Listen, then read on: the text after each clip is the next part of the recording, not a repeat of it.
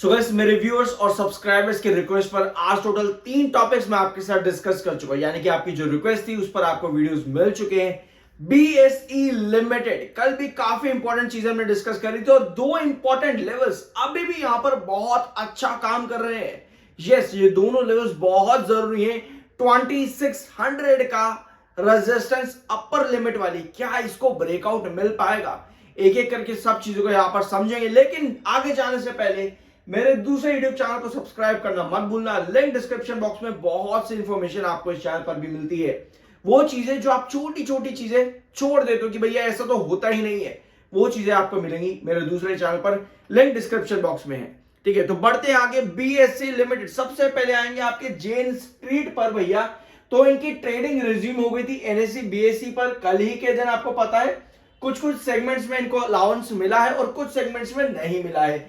अब option segments में भी आपको देखने को मिल रहा है कि हाईली पॉपुलर इंडेक्स जो है वहां पर भी इनका अलाउंस हो गया है जेन स्ट्रीट का। भैया टोटल 4000 करोड़ के आसपास का पैसा लेकर के सेबी ने यहां पर कह दिया भैया आप कर लो अब ट्रेडिंग, कोई दिक्कत नहीं है। लेकिन साथ में इनको यह भी बताया गया भैया जो 2023 जनवरी से लेकर के 2025 मार्च तक आपने कमाया है, यह पैसा जो भी अभी तक आपने काम किया है वो आगे ना हो, जैसे कि cease and desist from directly और indirectly engaging in any fraudulent, manipulative और unfair trade practice that may be in breach of its regulations. भैया ये चीजें आपको आगे जाकर के नहीं करनी है, ये कह दिया यहां पर सेबी ने जेन स्ट्रीट को। तो भैया टोटल 4 डायरेक्शंस यहां पर दिए हैं सेबी ने जेन स्ट्रीट को, उसके बाद में काम भैया आप अपना करते रहो। तो छोटा सा हिंट कल मैंने आपके साथ लिया था इस टॉपिक पर, लेकिन इसके साथ में कल ही के दिन आपकी एक और अनाउंसमेंट कंपनी ने की है अपनी इन्वेस्टमेंट शेड्यूल्ड फॉर जुलाई 28 जुलाई को कंपनी की इन्वेस्टर्स मीटिंग है इन मुंबई। अपार्ट फ्रॉम दैट 7 अगस्त को कंपनी अपने Q1 के नंबर्स अनाउंस करने वाली है।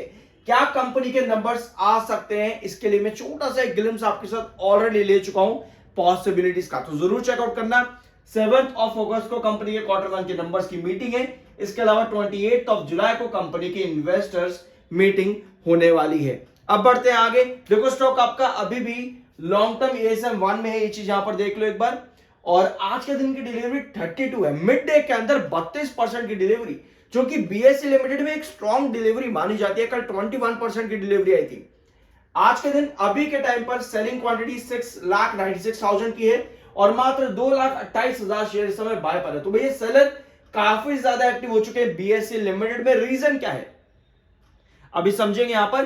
तो ये कल का वॉल्यूम था आपका थोड़ा सा ज्यादा था in comparison with weekly basis, but monthly base पर आपका वॉल्यूम कम है। डिलीवरी भी कम देखने को मिली भैया, हमें डिलीवरी यहां पर ज्यादा चाहिए। अगर आज दिन के आखिर तक वॉल्यूम तो कम ही रहने के चांसेस है, बट डिलीवरी अगर बड़ी देखने को मिलती है और कमिंग सेशन में यही क्राइटेरिया चलता है तो पॉसिबल है कि इस बार हमारा अपर रेजिस्टेंस ब्रेकआउट हो जाए। लेकिन बाय सेल की कोई रिकमेंडेशन नहीं, वो आपकी अपनी मर्जी होनी चाहिए।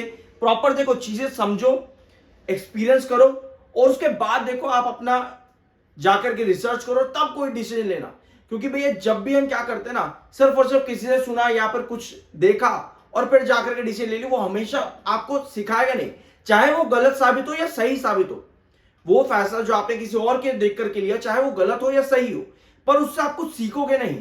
तो बेटर ये है कि आप सुनो, रिसर्च करो, उसके बाद अपना डिसीजन लो, क्योंकि उससे आप सीख करके जाओगे कुछ ना कुछ। क्योंकि फायदा नहीं है, स्कूल में भी हम पढ़ाई करते हैं तो सीखते हैं कुछ ना कुछ, तो ये भी अपना स्कूल ही समझो। 36.3 का आपका एमएफआई है जो कि बहुत न्यूट्रल है। 46.1 का आपका आरएसआई है। भैया ये रिकवरी दिखी हमें 2470 से, जहां पर आपका एमएफआई 20s की रेंज पर बुलिश था, वहां से रिकवरी दिखी। तो चार्ट पेंट पे आते अगर आप चैनल पर रेगुलर हो तो ये दो लेवल्स आपको अच्छे से मालूम होंगे, 2470 और 2600।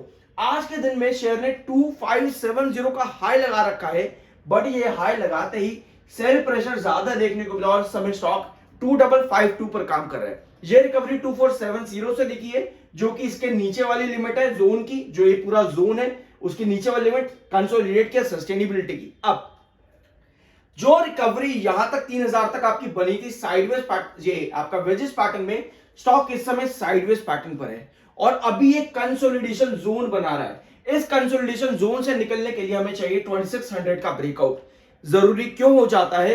क्योंकि अब आपका येलो क्रॉसओवर भी 2600 पे आ चुका है बॉलिंजर बैंड का, यानी कि हमें चाहिए भैया 2600 रुपए का ब्रेकआउट। अगर ब्रेकआउट सस्टेन होता है, कैसा सस्टेन होना जरूरी है? ये देख रहे हो आप, ये वाली कैंडल सस्टेनेबिलिटी इसको कहते हैं। ये कैंडल देख रहे हो, इसको सस्टेनेबिलिटी कहते हैं। यहां पर कल की ये कैंडल देख रहे हो, इसको सस्टेनेबिलिटी कहते हैं।